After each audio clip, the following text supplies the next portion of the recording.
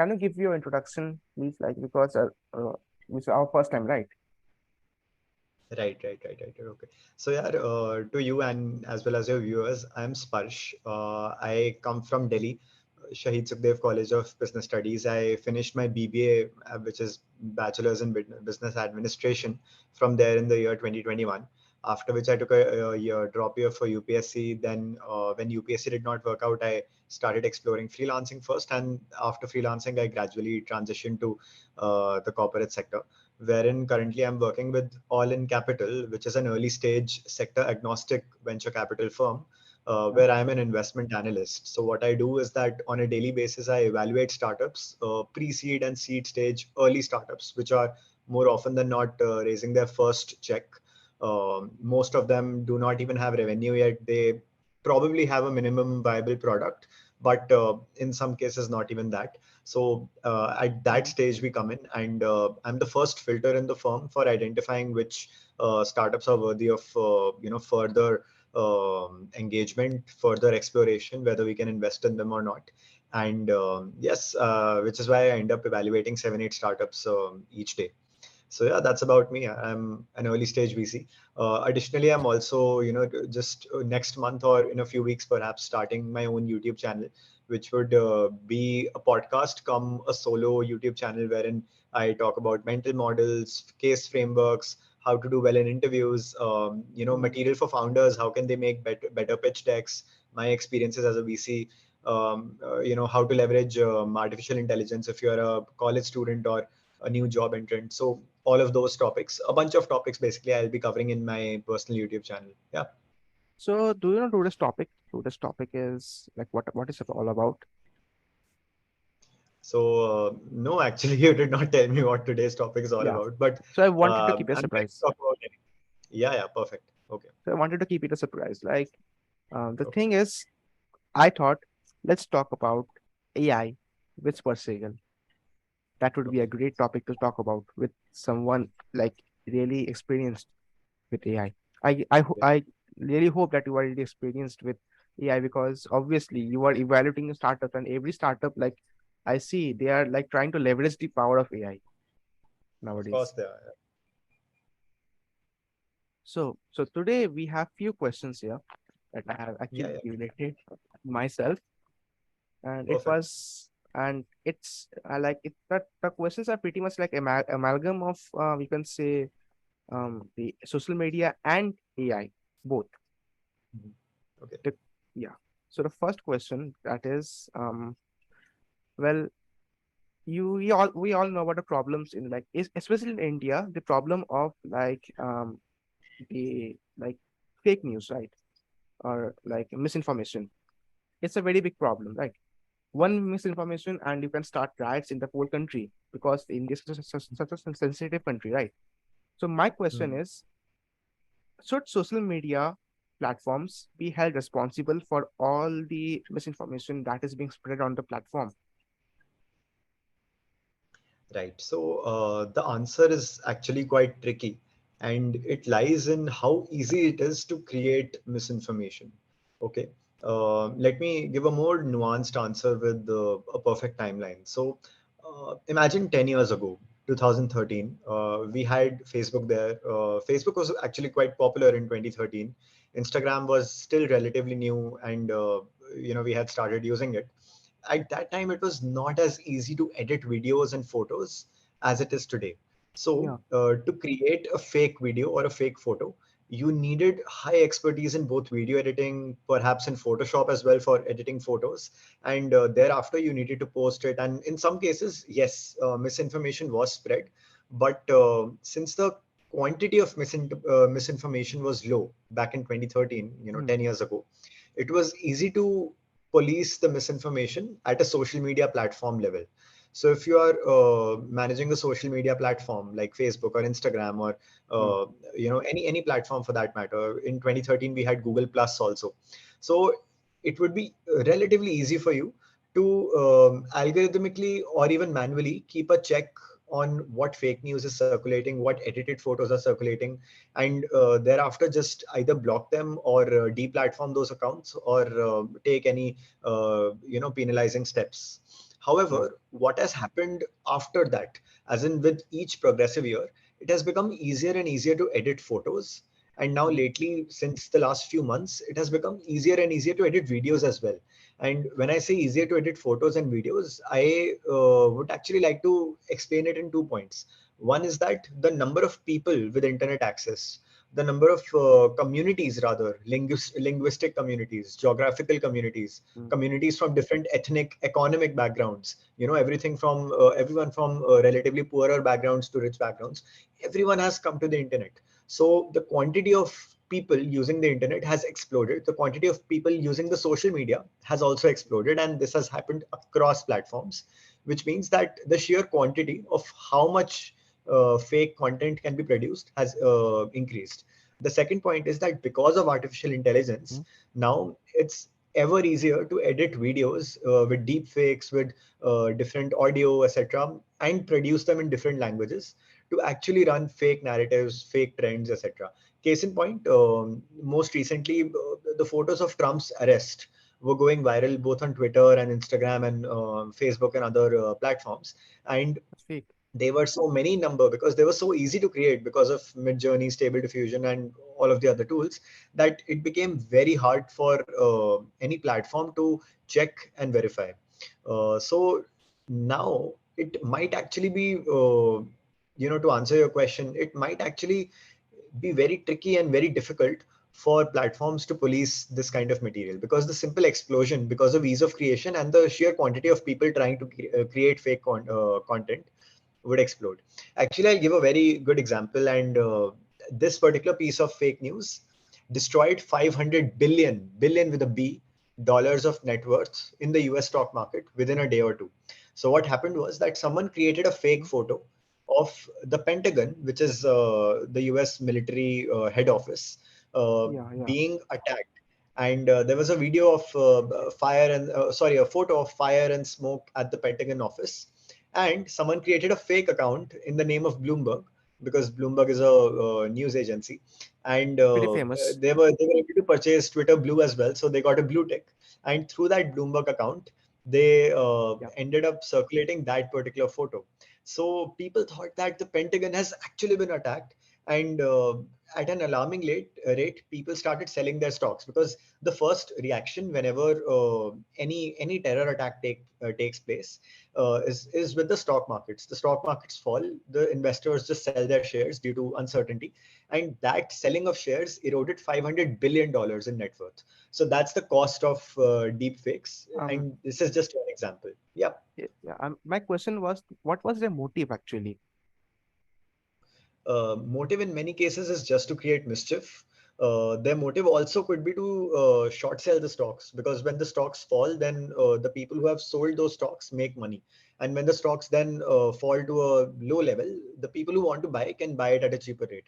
So sometimes the motives are financial, but in most cases, the motives are simply to create mischief. So many videos of prominent personalities, politicians, presidents, business leaders, fake videos rather, deep fakes, are circulating simply to create mischief and scam people. So yeah, these are the two reasons.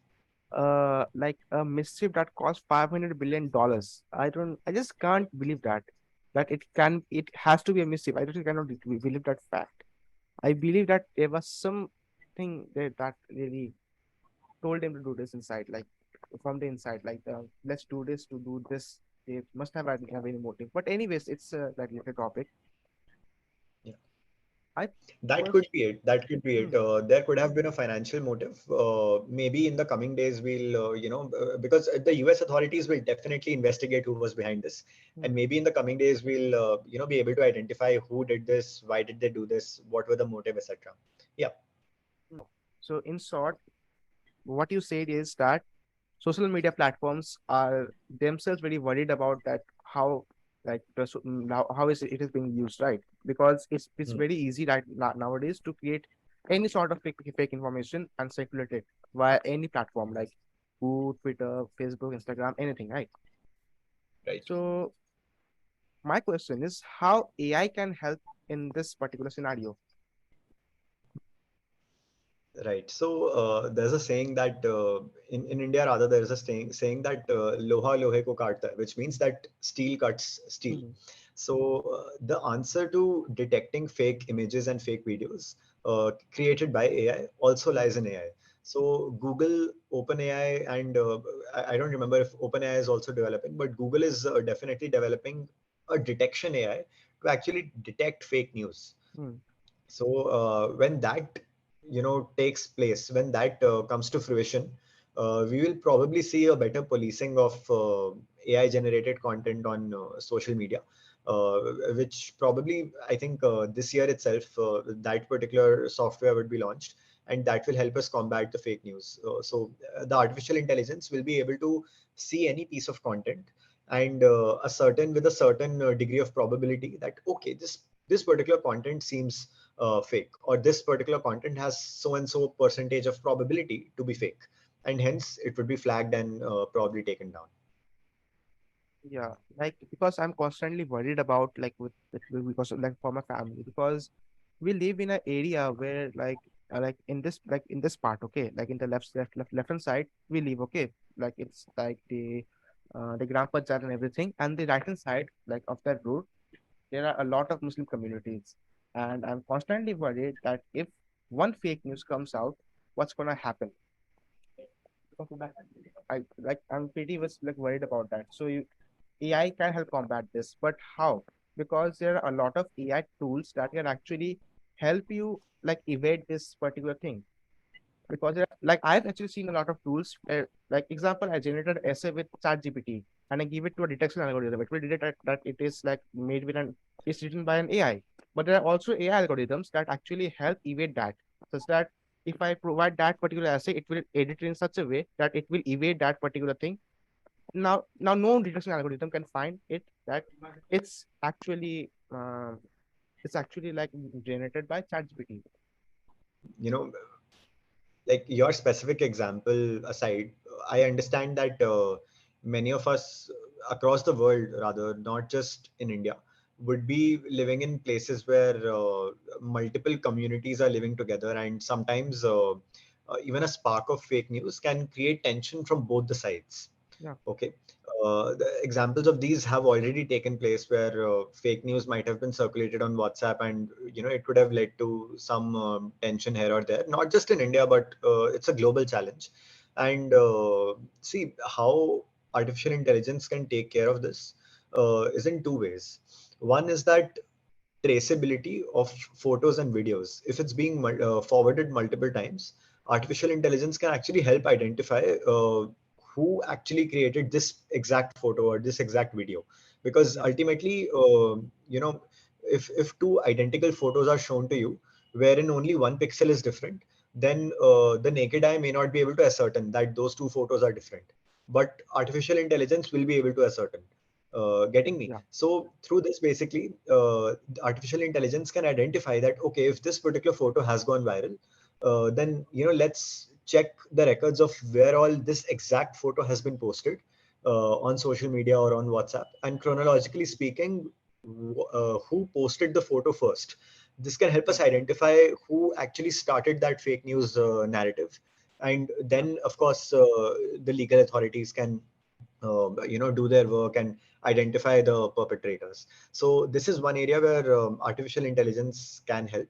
A second area where artificial intelligence could help in combating fake news in such circumstances is that on a real time basis, artificial intelligence can identify that okay, this particular photo is fake, and hence it could be watermarked with a stamp that quote unquote says fake. I'll give you an example of this, okay? And the example comes from a different industry. On dating profiles yeah. such as Tinder and Bumble, Tinder and uh, Happen. most profiles are verified.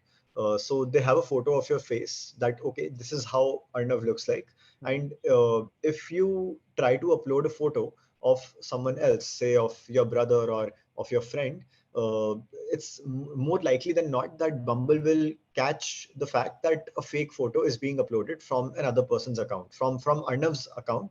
A photo of someone who is not Arnav is being uploaded. So what is happening here? The algorithm of Bumble or Tinder is able to identify the face. It's able to perform a face matching, technique, and through that, it's able to identify that okay, this particular photo does not belong here. When that can be replicated on WhatsApp, on Telegram, and on other social media, we can very much police in real time. That police does not mean the legal authorities, but I mean, rather, like, yeah, for the lack of a better word, I would moderation. say we, yes, moderate. We can moderate in real time that, okay, this is the photo that is fake. So let's, at a platform level, let's prevent this photo from being forwarded. So if you have that photo on your WhatsApp, you will not be able to forward it to any of your contacts. So this will happen at a much more real time basis, on a much more customizable as well as a specific basis. In the coming months, this will take shape. On Instagram, it's already pretty much there. On Bumble, Tinder, it's already pretty much there. Yeah, On messaging platforms, it will come. It will come soon enough. yeah. So everything is done about AI and social media. That, yeah, like the AI is actually, even if AI is like helping for like mischievous people to create fake information, we can also use Hmm. AI to actually like we can actually use AI to find those people and actually give them the correct punishment by the law and enforcement. So but this thing, like this thing struck in my mind. Then how much, as like we like normal people can like how much trust can we put in a social media platform like Twitter, Facebook, even TikTok also? How much trust can we put in that? See, the answer is that no, you should not put trust unless the profile is of someone who you trust. Juxtapose this with real life. If you step outside of your house into a local market or something, and if random people are saying something, you may not trust them. But if someone who you know and who is credible says something, you will trust them. Then, if we look at the online version of a local community market, which is basically Instagram or Facebook or any social media platform, how can you trust just anyone saying anything? You need to apply your own common sense here. You, as in not you, but any user needs to apply his or her own common sense here, and ask themselves: Is this a profile that they find credible? Is this a person who they know? Is this a verified profile or not? Where is this exactly coming from? So, and Mm, then apply a layer of common sense on it. That, okay, is this true or does this perhaps seem fake? Yeah, and of course verify. So if you come across photos of the Pentagon being attacked by terrorists, and you think mm, it's a fake photo, the first thing you should do is turn on live news, because if an event of such a scale had happened, then every news channel in the world would be covering it live. If that's not being covered live, it means that the photo you just saw was fake. Also check the account that posted the photo. Go to the account's profile, and if it's a YouTube channel putting up such fake videos, go to the page of the YouTube channel. See if they're a full-fledged YouTube channel with a lot of subscribers. Have they been uploading videos since years, like a news channel would? Or is this just a new channel that was created yesterday and has only 2, 3 videos just to scam um, people? like recently one channel called Linus Tech Tips got hacked, right? And Okay. the channel had a lot of subscribers. Like right now, I guess it has 10 million subscribers. I don't really check it, but yeah, it has millions of subscribers. Now, what if Hmm. something like that happened here? Like someone actually was like trying on a big YouTube channel. Like once they got access, remove all the name and stuff, and then they started posting fake news. For YouTube, this is the biggest concern, right? Right. So the answer here, of course, lies in cybersecurity. What will happen is that digital assets over time have gotten more and more important than they were. Again, the answer to Mm, this lies 10 years ago. 10 years ago, we did not have important digital assets. We, as in the common people, did not have important digital assets. Uh, our social media profiles today resonate with our personal brand. They resonate with our network. They resonate with, uh, everything that we are. But 10 years ago, our profiles were meaningless, content that we used to put up randomly, right? Meaningless photos, meaningless statuses, meaningless posts, etc. So the protection of those assets 10 years ago was not as important as it is today. So now that the importance of protecting digital assets is rising, what will happen is that more people will take more stringent measures to protect their own digital assets. So think about this. 10 years ago, did you have two-factor authentication? No. today most people have two-factor authentication, at least in their main accounts, as in at least for their Instagram or for their Zerodha accounts, brokerage accounts, or for their LinkedIn accounts, they have two-factor authentication. Similarly, actually, many people have taken a step forward and also got physical keys for their YouTube accounts, for their LinkedIn accounts, for their Instagram accounts. So whenever a new device needs to log in, they will need that physical key, which would have a particular barcode or some encrypted key, and that would need to be decrypted by the new device in order to be able to access your Instagram or LinkedIn or YouTube account on that device. Yeah. A very popular YouTuber named Vinamra Kasana from Dostcast had released a video saying that his channel too got hacked. And now, what he does to prevent this is that he has stored his information in a physical key, so that even if a digital hacker tries to hack rather his account, the hacker is not able to do that because the information, the encrypted key, is in a physical looking key itself. So Yeah, yeah, the I've answer to seen. this lies not in AI but in cybersecurity. More and more people will get very careful about their cybersecurity in the coming time, because the stakes of their digital assets, like their digital profiles, etc., will Yeah. increase. Yeah, like I do remember that when I created my first account in my Google, like in Google, okay. So I did have like two-factor authentication like enabled, but my friends didn't have it. Now all of them have two-factor authentication enabled. Yeah, that's one thing that we can say. So in short, all of this is like pretty easy right now, as well as hard at the same time to implement. Right. So like it's easy to actually like find the person, but it's really hard. And what I'm saying actually.